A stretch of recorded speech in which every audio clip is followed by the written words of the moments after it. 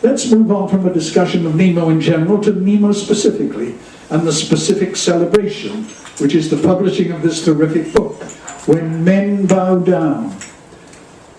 The title is taken from a poem about men sipping their drinks in a queer bar that used to exist on 2nd Avenue, near here, Dick's Bar.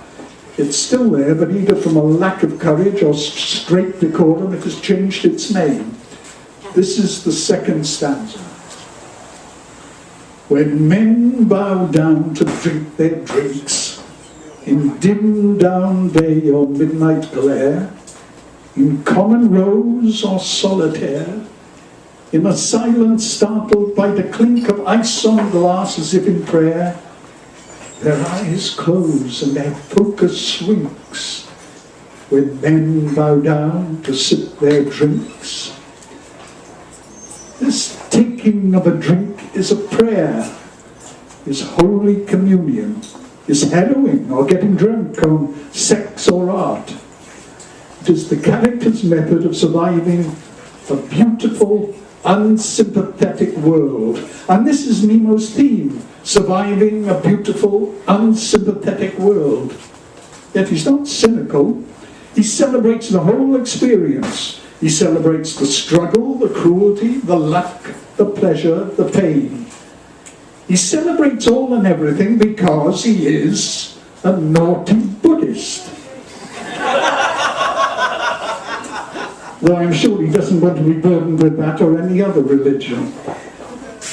But I'm not going to forget Nemo the entertainer.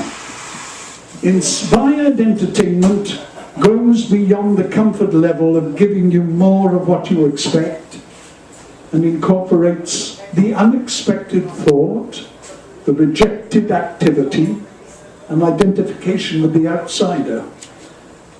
The first poem I heard Nemo read was a poem about a 20-year-old junkie drug pusher looking for sex in a public park.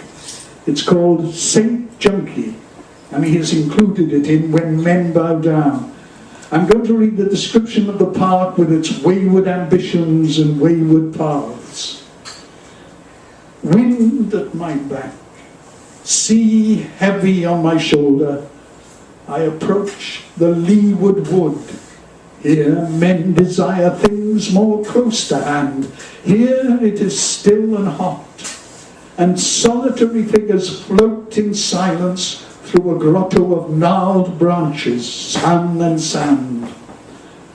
From far away a public park primeval, from deep within a hive where paths converge, they cross and loop, they mount and tumble, racked by roots they crack and crumble, to sandy track or windy funnel they crest, and then are once more resubmerged. This poem is as entertaining and expressive of the world as the work of many admired subversive writers. In America, I think of John Ritchie, and in Europe, Gide and Cocteau. It is important for poets to use the totality of their powers to be entertaining. Laurence Olivier, who if not a highbrow could certainly be called a great artist, said that for a performance of his to be successful, every member of the audience, regardless of age, sex or energy, must want to go to bed with him. Now, poetry is not as immediately physical as acting, yet something of this applies. It's always a relief when, along with high-mindedness, the poet starts to flirt, indulges in a good flirt. Nemo flirts. He does it with audacious innuendo, by hinting at answers when he hasn't asked a question, and tickling us when we haven't even asked to laugh. In this he joins Emily Dickinson, Bukowski, Ginsberg, certainly Shakespeare, and we could make the list much longer. Poets who, along with their deeper reflections, use their sexual persona and God-given sense of humour to lighten things up. This makes poetry human. To use another theatrical example, Ralph Richardson, perhaps the greatest actor of the 20th century, was principal actor at the Old Vic. when he noticed that a large number of the actors were overindulging in their makeup. Great false noses, exaggerated beards, eyebrows thick as a forest. So we called them together and said, I think before you go on stage, you should face yourself in the mirror and ask, is this human? And this is a good question for the poet. Have I written something human, or is it merely a reflection of the laws and memories of literature and poetry? Nemo is intensely human. The poetic landscape is filled with self-congratulatory mysticism and self-righteous political and ethical posturing that lacks the common touch.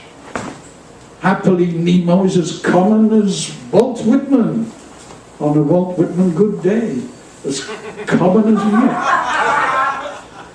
His poems are blessed with ordinary characters. We know because he has recognized something in them akin to himself and akin to ourselves. The men in Dick's Bar, the St. Junkie, a gardener in Bali who has an impediment to his walk, and Bill in Sonnet to Bill.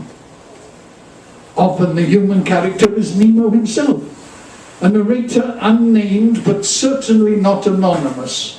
For his witness for himself and others, he communes with subjects within and outside the immediate grasp.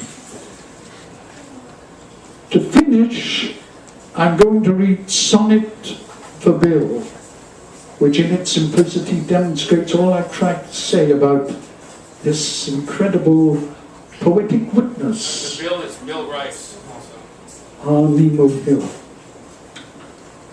Sonnet for Bill. Even reaching for a bourbon or a beer, your hands seemed always gracefully composed, their elegance intact, though more severe. All that they've held or wrestled with still shows. Although they reach for nothing now, they lie like orchids dropped upon the white sheet, stretched across your ribs, your chest, which I watch rise and fall, a small pale pine cone filled with breath.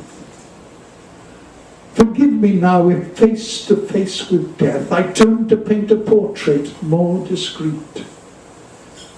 A single glass of warm milk that's been left to cool beside a window. In the street outside, long shadows of late afternoon are gathering and entering your room. My friends, please give an appreciative welcome to our Nemo Hill.